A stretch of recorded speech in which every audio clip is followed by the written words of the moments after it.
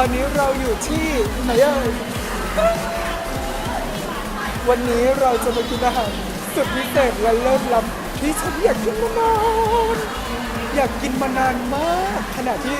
เพื่อนลงIGไปกินแซลมอนที่นู่นที่นั่นฉันก็นั่งท้องร้องอยู่หอเพียงลำพังวันนี้ถึงคิวฉันแล้วที่ฉันจะได้มากินเดี๋ยวมาดูกันว่าร้านนี้อะไรเด็ดอะไรน่าโดนอะไรน่าตำตามมาเลย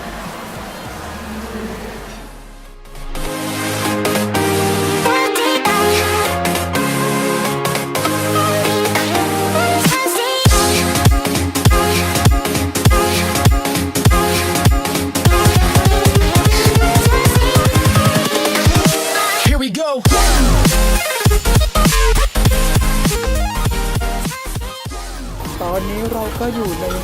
ร้านกันแล้วนะจ๊ะนี่เลยตื่นเต้นหิวดี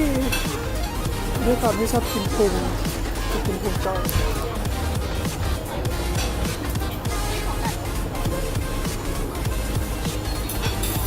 เราจะกินแล้ว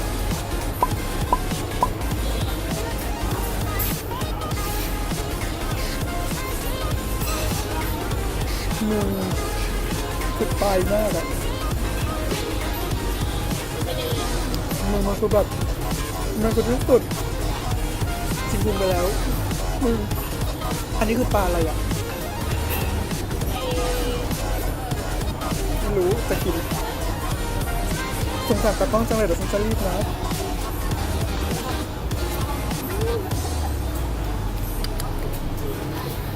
อร่อยมากคัด